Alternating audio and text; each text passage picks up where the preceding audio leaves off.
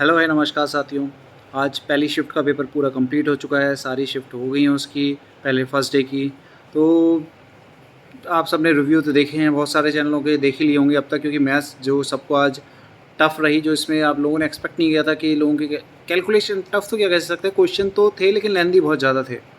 DI बनाना जो लोग speed math के क्वेश्चन इतने नहीं आए, और डीआई बहुत ज़्यादा टफ रही। अर्थमेटिक पे जनरली लोग इतना अवॉइड ही करते हैं उसको, क्योंकि डीआई के भरोसे रहता है कि डीआई ईजिली बन जाएगी, वो नहीं हुआ।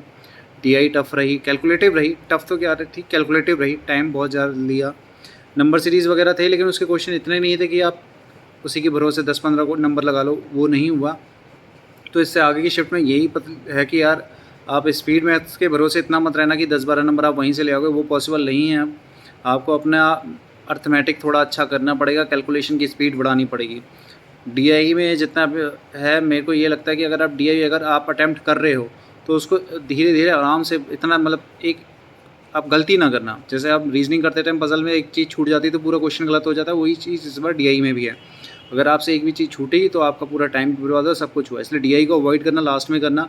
पहले स्पीड मैथ्स के जो गिने चुने क्वेश्चन आ रहे हैं उनको कर लो, उसके बाद अर्थमेटिक के क्वेश्चन अटैम्प्ट करो, क्योंकि अगर आपकी अर्थमेटिक का बेस अगर मजबूत होगा तो जितने टाइम में आप डीआई बनाओगे, क्योंकि डीआई का क्वेश्चन बहुत लंबा है, उतने टाइम में अर्थमेटिक के क्वेश्चन भी कर लोगे। तो मैथ्स में मैं यही कहूँगा, देखो अभी तक का जो एवरेज अटैम्प्ट देख सकते हैं, 15 तक लोगों को गुड अटैम्प्ट मान के चलो। 15, 13, 14, 15 के आसपास अगर आपकी रहते हैं अटैम्प्ट, तो मैथ्स में आपके अटैम्प्ट ठीक हैं। इंग्लिश ईजी रही है, ईजी टू मॉडरेट रही है, ज़्यादा टफ नहीं आई है इंग्लिश में अटैम्प्ट लोगों के रहे हैं, क्योंकि वही होता है, अगर एक सेक्शन टफ बनेगा दूसरा वहाँ पे ईजी रहता है।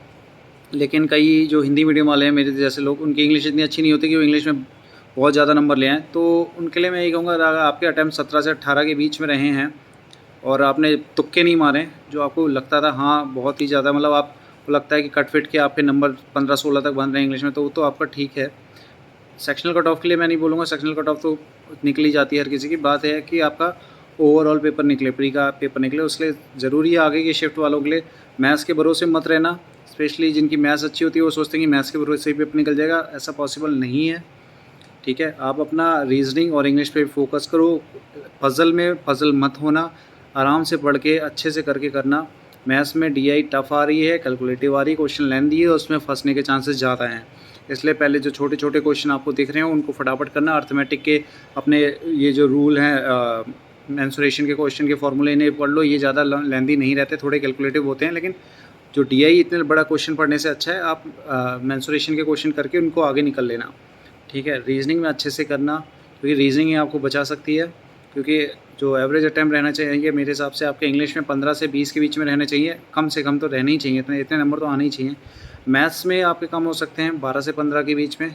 रीजनिंग है जो आपको बचाएगी, आपकी नैया पार लगाएगी, वो आपको उसमें कम से कम कुछ नहीं तो भाई 27-28 नंबर तो लाने ही लाने हैं रीजनिंग में। मेरा सजेशन ये रहेगा, अपने जो आपने अभी तक प्रैक्टिस करी है उसमें ये ध्यान रखो आपकी किस टाइप की पज़ल में अच्छी पकड़ है, क्योंकि कई बार अनसर्टेन वाले में लोगों को टफ डिफ़िकल्ट लगता है। जैसे अभी, और कई बार कोई फ्लोर बेस वाले में लोगों को टफ रहता है। डेट वाले ईज़िली बन जाते हैं, जल्दी बन जाते हैं डेट वाले, अगर कुछ ज़्यादा ही टफ ना बना, क्योंकि वेरिएबल वाली कोई पज़ल आ रही है उनमें टाइम तो लगेगा ही लगेगा। इसलिए अपनी प्रैक्टिस के हिसाब से जो आपको डीआई पहले कर सकते हो, आपने इतनी प्रैक्टिस करी होगी, आपको पता होगा कि ये डीआई में उससे जल्दी बन जाती हैं, तो उनको पहले करना।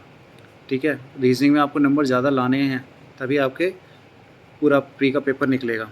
तो अब ज़्यादा टेंशन मत लो, जिनका हो गया उनके अटैम्प्ट अगर बन रहे हैं, आप इतने करके आए हो अटैम्प्ट आपके, अगर मैथ्स में आपका रहता है करीबन आपके 15 के आसपास लगा लेते हैं, 12-15 के आसपास लगा लेते हैं, 12 लगा लेते हैं, 12 के आसपास मैथ्स में हो जाएँ। इंग्लिश में आपको कम से कम 17 नंबर तो लाने ही होंगे।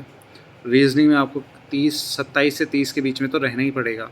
तो ये बन जाएगा आपका 7-5-12, सॉरी 7-7-14, 14-2 16, 6 4, तो 60 के आसपास लगाना। ये 56 बन रहा है लेकिन 60 के आसपास जाएगा, क्योंकि इंग्लिश ईजी रही है। इंग्लिश में आपको ज़्यादा नंबर लाने पड़ेंगे, किसी एक सब्जेक्ट में तो अच्छा करना ही पड़ेगा, या तो आप इंग्लिश में कवर करो या रीजनिंग में कवर करो, क्योंकि मैथ्स के भरोसे अब मत जाओ कि मैथ्स में करके हम कवर कर लेंगे। मैथ्स इतनी ईजी नहीं आ रही है कि आप मैथ्स के भरोसे रहो। इंग्लिश और रीजनिंग में अपनी थोड़ी पकड़ बनाओ और उनको अच्छे से करो, क्योंकि 30 तारीख अभी दूर है, एक हफ्ते में भी आप रीजनिंग की अच्छे से प्रैक्टिस कर सकते हो। और मैथ्स में फॉर्मूले और जो अर्थमेटिक का पोर्शन है उसको करो।